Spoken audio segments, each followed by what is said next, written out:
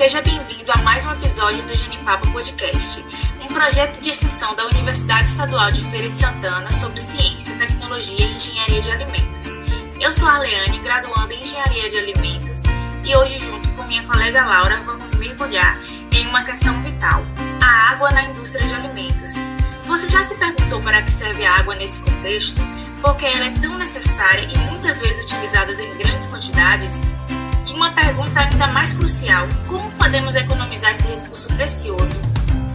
Para nos ajudar a desvendar essas questões e aprofundar a nossa compreensão sobre o tema, temos uma convidada especial conosco. Ela é egressa do nosso curso de Engenharia de Alimentos e dedicou seu tempo e conhecimento para se tornar mestra em Engenharia Civil e Ambiental.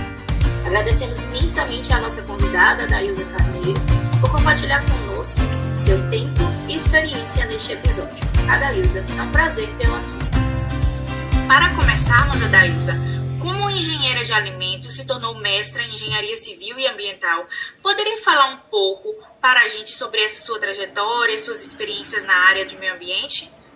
Olá, pessoal! Primeiramente, eu gostaria de agradecer pela oportunidade de contribuir com um projeto tão singular e enriquecedor como esse. Eu me sinto feliz por poder compartilhar um pouco do meu conhecimento com vocês e com todos os ouvintes desse episódio.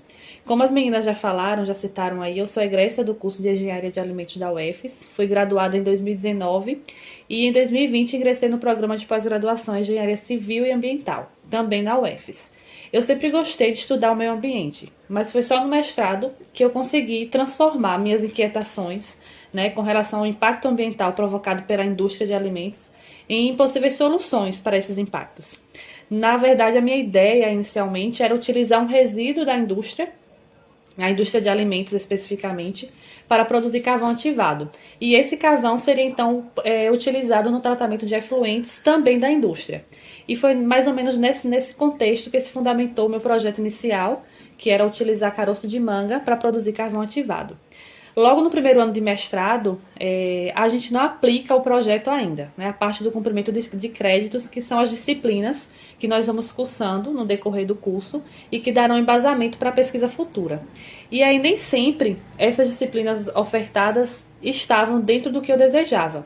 Mas aí eu ia colocando o assunto dentro da disciplina, do jeito que dava. Depois ia montando uma grade mais favorável, junto com a professora Tereza, que foi minha orientadora.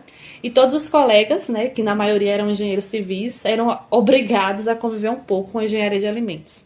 No final de todo o processo, de inúmeras mudanças, porque o laboratório é isso, a gente imagina um resultado, mas nem sempre esse resultado é alcançado. A minha dissertação foi defendida em agosto desse ano, com o título Estudo da remoção de cádmio 2, utilizando biodissolvente de manga, goiaba e cajá. Fora o mestrado, eu fiz alguns cursos, fiz um curso de extensão na área de gestão ambiental aplicada à indústria e sempre busco me atualizar sobre novas pesquisas, legislações, iniciativas de indústrias também na área da sustentabilidade e, consequentemente, sobre o uso consciente da água, porque quando a gente pensa em sustentabilidade, a gente pensa em como produzir e garantir uma produção futura, sem fazer uso excessivo dos recursos naturais. E hoje fazer algo pela sustentabilidade, na verdade, ele é um diferencial para a indústria. Mas em um futuro bem próximo, isso não vai ser mais um diferencial, vai ser algo necessário, primordial, na verdade. E aí que eu quero estar pronta para atender essa demanda. Muito bacana, Dailza. Interessante o caminho que você vem trilhando e a forma como você, engenheira de alimentos, desenvolveu uma pesquisa relacionada ao aproveitamento de resíduos e voltada para o tratamento de efluentes, de água. Então agora vamos falar sobre esse recurso tão importante para a nossa vida e que também é utilizado na indústria de alimentos. Explica para a gente por que a água é tão essencial na indústria alimentícia, quais as principais áreas de consumo dentro da indústria, suas aplicações e as funções da água na indústria e se há alguma indústria que consome mais deste recurso do que outra. Bom, a primeira parte dessa pergunta é meio que fácil de ser respondida, porque é só a gente pensar onde a água é utilizada para a gente entender a importância dela. Vamos fazer um paralelo com a nossa casa, Nós utilizamos a água na ingestão direta, para saciar a sede, no preparo de alimentos, na higienização pessoal e de ambientes. E na indústria não é diferente disso. A água também é utilizada como ingrediente na produção de alimentos, como facilitador para a incorporação de ingredientes, como agente de higienização e limpeza, tanto de superfície quanto de equipamentos e maquinários, além de ser fonte de energia, né, no resfriamento ou no aquecimento dos produtos. Não é nenhum ingrediente, ela é parte de todo o processo produtivo. Inclusive, o Dia Mundial da Alimentação desse ano, que também é comemorado o Dia do Engenheiro de Alimentos, que foi comemorado no dia 16 de outubro, agora recente, nesse ano trouxe uma temática diretamente ligada à importância da água na produção de alimentos. O tema é Água é Vida, Água é Alimento, não deixar ninguém para trás. E esse tema escolhido deste ano dá ênfase justamente à necessidade da água para a manutenção da saúde corporal, para a produção de alimentos e a sua gestão, enquanto recurso finito, é algo que pode acabar. Então, tudo que a gente precisa abordar com relação a essa temática é considerando essa condição. E aí, voltando à questão da demanda na indústria, na demanda da água dentro da indústria de alimentos, nós temos uma demanda em usos semelhantes ao doméstico, né? Só que em quantidade bem maior. E dependendo do tipo de alimento a ser processada, a quantidade de água demandada também vai variar. Para exemplificar um pouco essa variação, eu trouxe aqui uns dados da Companhia de Saneamento Básico do Estado de São Paulo. Esses dados foram utilizados pela revista Veja na construção de infográficos, que ilustram um pouco, o tema do infográfico é a água que você não vê. E aí os autores apresentam o consumo de água em diversos nichos da indústria de alimentos. Não dá para demonstrar um infográfico, mas assim, só a nível de citação mesmo, a gente tem, por exemplo, que para produzir 1 quilo de carne de boi são utilizados 17.100 litros de água. Para produzir 1 quilo de banana, 499 litros de água. Carne de frango, 3.700 litros de água. Então, existe uma variação dessa quantidade, a depender da indústria, a depender do alimento que está sendo processado, mas de maneira geral é uma quantidade significativa, porque além dela ser utilizada, como eu falei, como ingrediente, como agente de incorporação direto ali na formulação, era utilizada na higienização e em outras etapas também. E aí entra um ponto que nós precisamos dar bastante atenção com relação ao uso da água, que é exatamente essa quantidade que é utilizada na higienização de equipamentos e de superfícies, que em alguns casos representam o maior percentual do volume total. E isso acaba trazendo uma outra problemática, né? Além dessa extração, desse uso de recurso finito, a gente tem a geração de grandes volumes de efluentes contaminados por corantes, resíduos de substâncias químicas que são utilizados na limpeza e higienização e que acabam sendo prejudiciais ao meio ambiente. Na verdade, eu creio que esse será um assunto de outro episódio, mas vale a pena pensar um pouco sobre isso.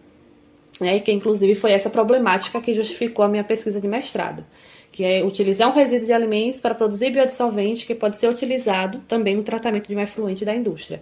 Então, a gente tem que pensar em como é que podemos fazer para tratar, né, para evitar esse uso tão extensivo de água nessas etapas de higienização e fazer o reuso dessa água. E aí, complementando a resposta, né, das funções da água, pelo uso a gente já consegue entender um pouco qual é a funcionalidade dela, e buscando entender como essa água influencia na qualidade dos alimentos que consumimos, é importante destacar que nem sempre um alimento precisa ser acrescido de água propriamente dita para ser influenciado por ela. Né? Às vezes a água está presente em algum ingrediente e influencia muito na característica final do alimento, ou de um alimento que a gente prepara em casa ou de um produto elaborado na indústria. Para entender essa influência, o primeiro ponto que a gente precisa considerar é a quantidade de água presente nos ingredientes ou que é adicionada na formulação de um produto. E aí a gente precisa ter em mente que é necessário que se tenha uma quantidade ideal, que vai garantir as condições estruturais do alimento, né, as propriedades sensoriais de textura, tudo aquilo que é esperado pelo consumidor, e que ao mesmo tempo traga segurança ao alimento. Como assim segurança? Como é que essa água vai influenciar? Como é que a água pode influenciar nessa segurança? De maneira didática, vamos pensar no seguinte: a água ela é encontrada de duas formas nos alimentos, na forma ligada e na forma livre. Quando ela, na forma ligada, né, como o próprio nome já diz, ela está ligada a alguma partícula, alguma molécula ali, e portanto possui a mobilidade reduzida, ela está meio que presa, e então ela não se encontra disponível para nenhuma reação do alimento. Já a água que está livre, ela apresenta as mesmas características da água pura, e está disponível para se ligar aos demais componentes de uma formulação qualquer. então para participar de reações enzimáticas, podendo favorecer também a multiplicação de micro-organismos. E isso traz muito pano para manga. A gente poderia falar sobre esse assunto por horas, mas resumidamente o que a gente precisa saber é que a quantidade de água influencia primeiramente na qualidade sensorial do alimento, principalmente na textura, de modo que dependendo da característica desejável, né, para cada alimento, adiciona-se mais ou menos água, mas essa quantidade ela precisa ser controlada, para que no final do processo não se tenha uma quantidade de água livre tal que possibilite o desenvolvimento de micro-organismos que possa afetar adversamente a qualidade microbiológica do alimento. E além disso, um último ponto é que a água utilizada também seja de qualidade, né? Que ela seja potável, que atenda aos parâmetros físicos, químicos estabelecidos por legislação. A legislação que rege, né, essa questão da potabilidade da água é a portaria número 2.914, de 2011, do Ministério da Saúde, e essa legislação ela vem definir, né, que a água usada na produção de alimentos, higiene pessoal e farmacêutica deve ser potável, com alto grau de pureza e sem contaminações. E nessa mesma legislação, lá tem estabelecido também os requisitos de qualidade da água que precisam ser atendidos pelas indústrias. E aí, dependendo de qual vai ser o uso, as características de físico-químicas com relação à dureza, com relação à quantidade de sais, de sólidos dissolvidos, tudo aquilo que precisa ser atendido pela legislação para que a gente tenha, de fato, um produto de qualidade. Muito bom você comentar a respeito disso, Adailza. Então, um ponto de grande importância é se atentar para a qualidade da água que vai ser utilizada na indústria de alimentos. E agora uma dúvida, e há diferenças significativas dependendo do uso quanto a esses requisitos de qualidade? E como você enxerga as consequências do uso de água de má qualidade? Existe sim uma diferença, né? Se a gente vai utilizar uma água, por exemplo, diretamente na formulação, a gente precisa que essa água tenha uma qualidade microbiológica, uma qualidade físico-química de potabilidade bem maior, como, por exemplo, uma água que a gente vai utilizar na lavagem das instalações externas ou algo nesse sentido. E, de uma forma geral, né, se a gente pensar diretamente no processo produtivo, a água imprópria, quando é utilizada na produção de alimentos, ela pode causar consequências que vão desde a simples alteração do produto, como perda das características nutricionais ou valor comercial, até a ocorrência de intoxicações e infecções alimentares, além de influenciar na durabilidade e manutenção de equipamentos.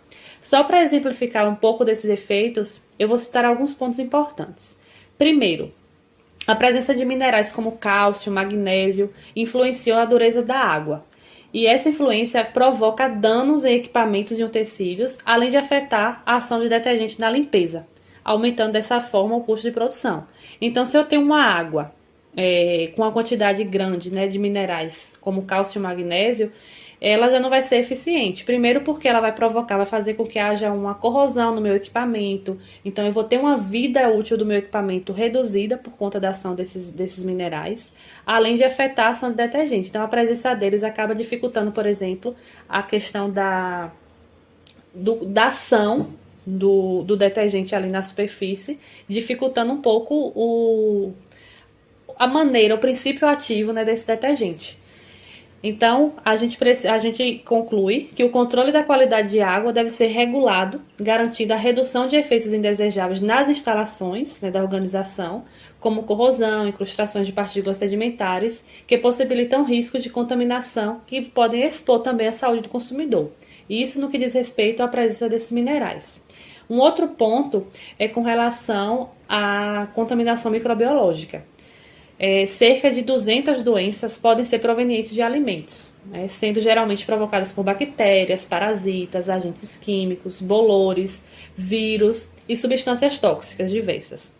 As bactérias representam o grupo mais importante, já que elas são responsáveis por cerca de 90% dos casos e 70% dos surtos de infecção ou toxinfecção alimentar. E este é mais um motivo para ficar atento à higienização e à qualidade da água utilizada na indústria alimentícia, porque a água pode ser veículo de contaminação.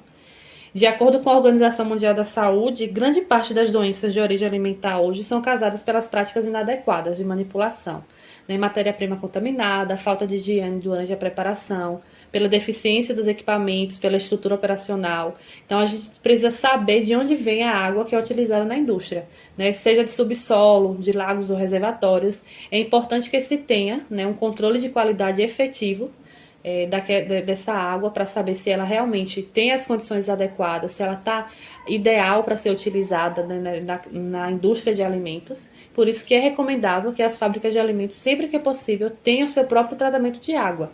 A gente sabe que nem sempre dá, né? Tem algumas empresas menores que elas não conseguem, não têm recurso suficiente para poder implantar esse sistema de tratamento de água próprio, mas pelo menos analisar, né, a água que ela faz uso, né, se ela faz uso do abastecimento regional ali de água, estadual de água, tá? Mesmo sendo teoricamente uma água que já vem tratada, é preciso que se tenha atenção com relação a esses requisitos para que se tenha garantia da qualidade desse produto final. Além disso, garantir que a água utilizada na fabricação de alimentos esteja isentos de micro-organismos de origem fecal, né, o que vai representar uma garantia da qualidade microbiológica da água, que é importantíssima do ponto de vista de saúde pública.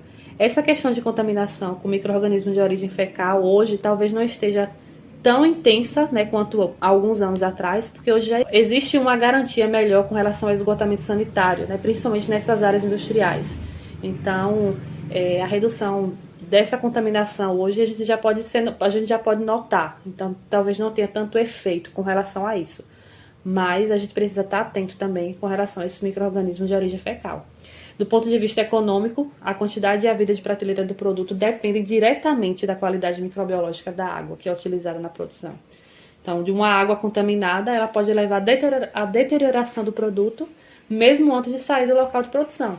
Então, não é interessante para a indústria, não é interessante para o produtor ter um produto perdido porque usou uma água inadequada.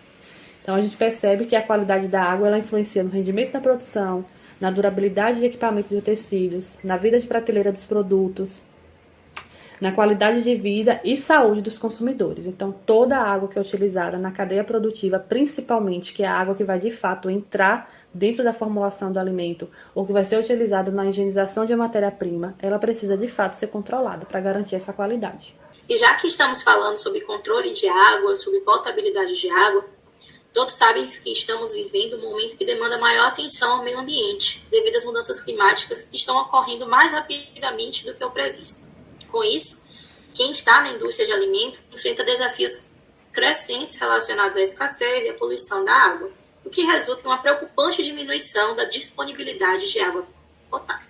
Essa realidade ela nos leva a reflexões cruciais sobre como as indústrias, especialmente a alimentícia, lidam com esse cenário desafiador. Você, Adailza, como engenheira de alimentos, como você acha que esses fatores eles refletem na indústria alimentar? A gente já percebe, né, hoje a gente já consegue observar nos noticiários como é que o clima do Brasil, vamos pensar aqui a nível de Brasil, como que ele está, digamos que descontrolado. A gente tem muitas enchentes de um lado, a gente tem secas de outro lado.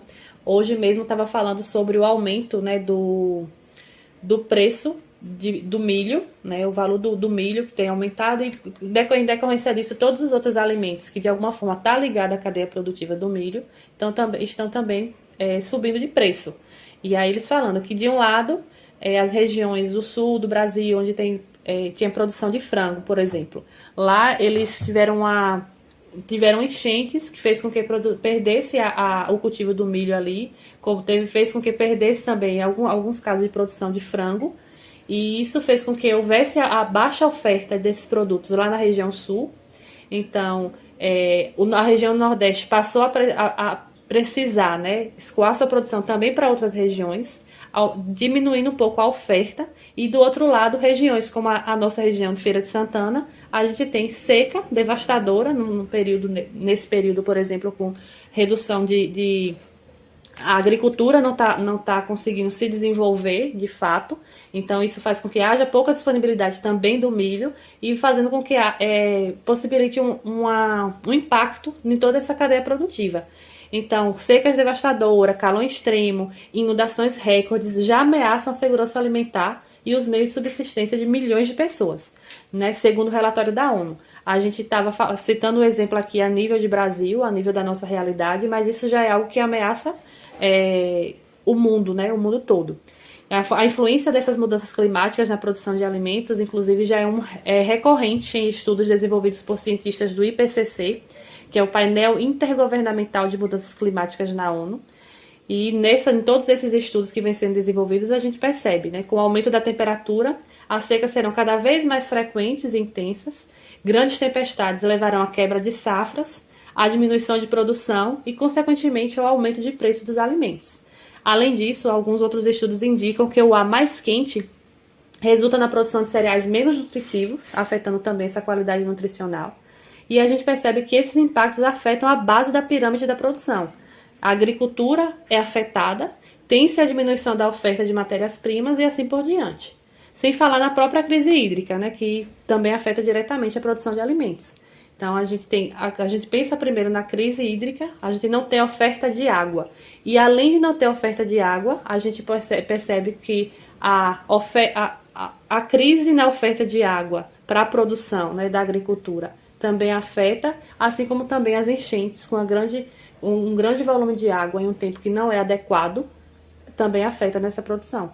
Então, todo esse impacto, todas essas mudanças climáticas já estão afetando diretamente, né, a segurança alimentar e precisa ser pensada, precisa ser discutida, né, para que se tenha meios de controlar, de contornar um pouco, né, de mitigar essa situação. Então, diante deste cenário, em que se buscam estratégias para preservar os recursos naturais, alcançar um desenvolvimento sustentável, quais medidas as indústrias de alimentos podem adotar ou estão adotando para reduzir o consumo e o desperdício de água em seus processos? As empresas de grande porte têm investido muito em tratamento e reuso de efluentes, né? Tem utilizado um efluente, né, de uma cadeia lá, de uma corrente de produção, e usa esse efluente, faz um tratamento e usa na higienização de áreas externas, por exemplo. As menores têm feito reuso também na limpeza de áreas comuns, que não demandam de controle microbiológico. Então, são diversas ações de controle, né, de garantia, tanto na redução do uso de água, quanto em formas de garantir a segurança hídrica da população de forma geral. E só a nível de informação, eu trouxe para exemplificar, para a gente perceber que é possível sim trabalhar, é possível sim que a indústria faça alguma coisa, né, para poder mitigar isso. Eu separei 2 exemplos assim, de empresas, né, de produções de bebida, que faz uso de grande quantidade de água, e de ações, né, que essas empresas se desenvolvem para controlar um pouco essa demanda hídrica, a geração de efluentes. E aí foi a Coca-Cola e a Ambev, né? São 2 linhas grandes, duas empresas de destaque, né, no mercado de bebidas. E eu acho interessante acompanhar, elas divulgam, né, anualmente o relatório de sustentabilidade. E aí nesse relatório eles trazem ações, né, que as empresas desenvolvem voltado para tudo que diz respeito à sustentabilidade, tanto no quesito ambiental quanto no social, né, de comunidades quilombolas, comunidades indígenas, trabalhos que eles desenvolvem com relação a essa questão da preservação ambiental e dos costumes das regiões. E aí eu destaquei a questão as questões hídricas para a gente ter uma ideia do que é que pode ser feito. Falando primeiro da Coca-Cola, desde 2015, a Coca-Cola devolve para a natureza e para a sociedade um volume superior a toda a água que ela capta para a fabricação de seus produtos. Como que ela faz isso?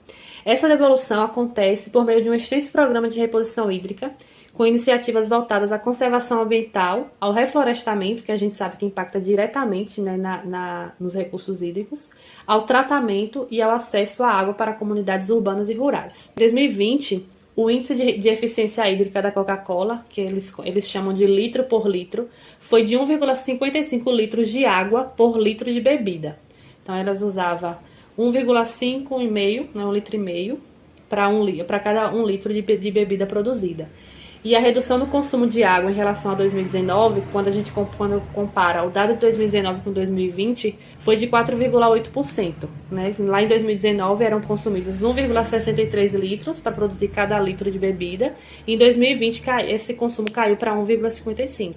Esses dados, se vocês tiverem curiosidade depois de procurar, pode colocar em qualquer site de busca relatório de sustentabilidade Coca-Cola, relatório de sustentabilidade Ambev, que aí eles vão ter todas as ações desenvolvidas e os números, né, contrastando com esse compromisso, né, que eles têm com relação à demanda hídrica mesmo.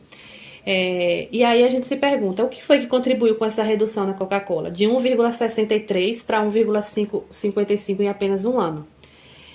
Os fabricantes lá, né, as diversas linhas as diversas plantas da Coca-Cola, eles têm implementado ações para o aumento da eficiência nas linhas de produção. E essa eficiência possibilita a redução do desperdício de água ao longo do processo produtivo. Além disso, eles fizeram instalações de equipamentos de água ao longo do processo produtivo, equipamentos produtivos mais modernos de reutilização de água ou captura de água de chuva, que também contribui para essa redução da quantidade de água utilizada. Em 2020, o reuso de água nas fábricas onde houve medição totalizou 1,13 bilhão de litros, ou 11,4% do total da água retirada. Então, eles acabam fazendo essa reposição. E para contribuir com a ampliação e melhoria do acesso à água tratada em comunidades rurais, aqui já entra a parte social desse projeto hídrico deles, o Sistema Coca-Cola Brasil lançou, acho que em 2017, o programa Água Mais Acesso, uma iniciativa coordenada pelo Instituto Coca-Cola Brasil e voltada para a construção, reforma ou expansão de redes de abastecimento em locais que não tinham acesso à água potável. Então, apenas em 2020, o programa Água Mais Acesso contribuiu para o acesso e tratamento de 1,6 bilhão de litros de água para o consumo em 142 das comunidades rurais. Então, eles tentam de alguma forma estar suprindo essa demanda, essa falta, essa escassez de recurso hídrico, né? E a Ambev, né, que foi a segunda empresa que eu destaquei aqui para vocês, nos últimos 20 anos diminuiu mais de 50% a utilização de água na produção, passando de 5,36 para 2,58 litros de água. Então, em 20 anos, ela praticamente reduziu pela metade a quantidade de água demandada.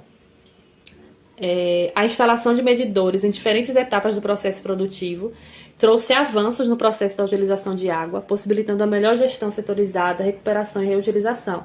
Então, eles colocam esses medidores de vazão para identificar, né, para controlar a quantidade de água, para que só aquela água que seja realmente necessária para o processo, ela possa ser utilizada para estar evitando desperdício.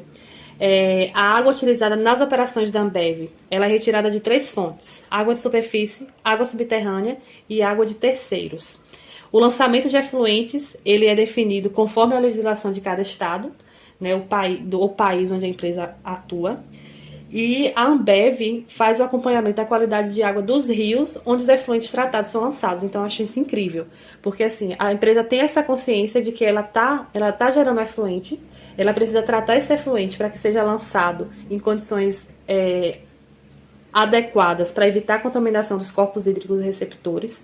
Então, eles controlam, né, todo esse efluente que é gerado, ele é controlado, assegurando que a qualidade se mantenha a mesma de antes, ou então melhore de acordo com o tratamento. As linhas, né, de produção, elas contam com medidores de vazão, que vão estar medindo o volume de água consumido diariamente, e o risco hídrico daquela produção é avaliado por uma metodologia global, que é adotado pela empresa. Externamente, a empresa executa o programa Bacias e Florestas. Esse programa atua em áreas de estresse hídrico, na restauração e conservação do solo. Né? Eles fazem o reflorestamento, plantação de vegetação nativa, em áreas que são prioritárias para a recarga de mananciais, isso fazendo com que haja uma revitalização dos mananciais hídricos e a preservação da qualidade de água nas bacias hidrográficas. Então, a gente consegue ver iniciativas que têm um impacto incrível e que podem ser, além de contribuir com o ambiente, né, tá cuidando dessa remediação dos impactos que já foram provocados, também trazem ganhos para as empresas. Eu trouxe essas duas porque são as que eu mais acompanho, assim, com relação, eles têm um meio de divulgação muito, muito interessante com relação a essas políticas de sustentabilidade, mas que são da área de alimentos. Fora da área de alimentos, também a Natura tem uma política bem interessante com relação a essa questão dos recursos hídricos. Mas aí, caso vocês tenham algum interesse, pode estar buscando, que tem mais informações também. E aproveitando sua fala, Dailza, sobre as tecnologias que são utilizadas, né, por essas grandes indústrias, vamos olhar para o futuro. E eu gostaria de perguntar se existem tecnologias emergentes que aumentam a eficiência do uso da água na produção de alimentos. Sim, além dos investimentos na melhoria de processos, né, que contribuem com a redução das perdas, como eu já citei anteriormente, o tratamento de efluentes, o reuso desses efluentes, também já foi citado. Existe várias tecnologias que estão sendo desenvolvidas hoje para aplicação direta na agricultura, né, já que a agricultura vem sendo muito cobrada com relação aos impactos ambientais e é um dos pilares da civilização humana. E a agricultura está atualmente em um momento de transformação significativa. Com o aumento da população global e a crescente demanda por alimentos, os agricultores estão enfrentando pressões cada vez maiores para produzir mais alimentos de forma sustentável. E isso inclui, né, o uso consciente da água. A resposta a esses desafios tem vindo em grande parte da inovação tecnológica. Então, existem algumas pessoas que criticam a tecnologia, falam que a inovação, que o avanço tecnológico trouxe danos, que é o desenvolvimento tecnológico das grandes produtoras que acabam trazendo esses impactos, mas é exatamente desse avanço tecnológico que está vindo a resposta a esses desafios. Eu não tenho muito domínio sobre esse assunto, né? Mas para exemplificar algumas dessas tecnologias emergentes na agricultura, que estão sendo diretamente ligadas, né, que está diretamente ligado ao uso da água, eu trouxe aqui como exemplo a agricultura de precisão, que utiliza de tecnologias como sensores, GPS e drones para coletar dados detalhados sobre o solo, o clima, sobre as culturas que estão sendo plantadas, e isso permite aos agricultores otimizar o uso da água e tomar decisões mais informadas sobre o manejo de suas terras, porque se eu tenho uma cultura de feijão, ela vai demandar de uma quantidade hídrica diferente de uma cultura de milho. Assim como também alguns solos, eles estão mais secos, eles vão demandar de uma quantidade maior de água. Então, com essa agricultura de precisão, eles conseguem coletar essas informações detalhadas sobre essa caracterização de solo e clima daquele local onde a cultura está sendo desenvolvida, assim como detalhar qual a demanda hídrica, dependendo da fase ali de desenvolvimento daquele cultivo, e eles vão conseguindo otimizar um pouco sobre esse uso da água.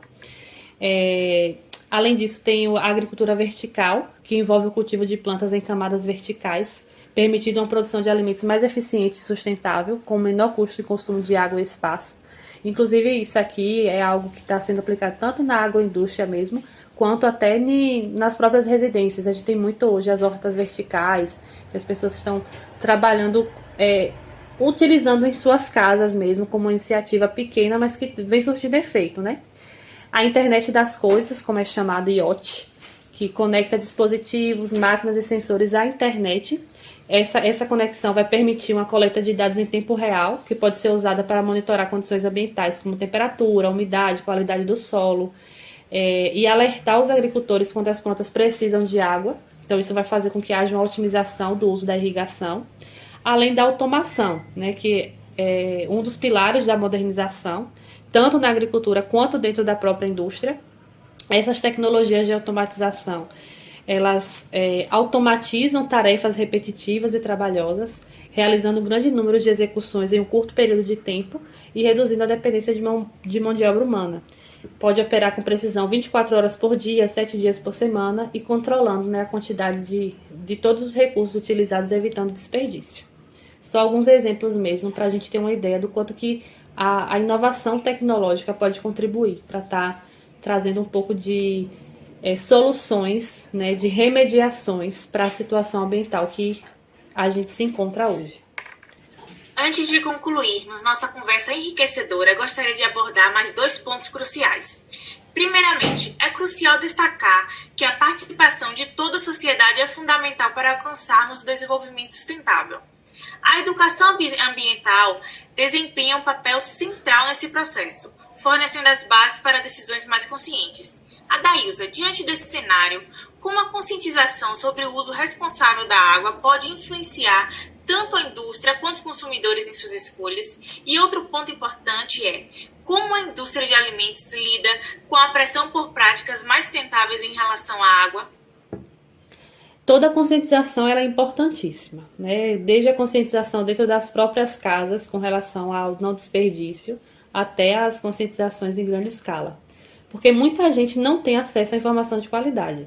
Então, não é por acaso que hoje existe esse enfoque nas questões ambientais, na redução de exploração de recursos naturais e hídricos, na redução de emissão de gases de efeito estufa, e o que, de certa forma, antes era como uma previsão, hoje já é uma realidade. Então, se a gente parar um pouco para analisar a realidade do nosso ensino médio lá atrás, já se falava de previsões sobre que estavam relacionadas ao aquecimento global, do aumento da temperatura global, que a gente viu nesse ano 2023 alcançar a maior média de temperatura, né? Nunca se teve uma temperatura tão alta no ambiente. Então, a gente já está vendo, já é uma realidade aquilo que foi previsão antes. Só que talvez, né, a indústria, as grandes empresas, os governos, eles não deram atenção, não deram a devida importância a esses avisos. E a gente já percebe a escassez de água, né, o aumento da temperatura global. E hoje todos os setores já estão correndo atrás de prejuízo para tentar conter o avanço desses impactos. Os números, os dados desses impactos, eles precisam chegar à população de maneira clara e acessível. Porque dessa forma começa, né, os consumidores eles vão começar a escolher produtos de empresas que tenham compromisso com a sustentabilidade. Hoje, na verdade, o consumidor já está bem mais consciente, né, já busca por produtos mais saudáveis, mais ecológicos, e quanto mais informação ele tem, mais exigente ele se torna.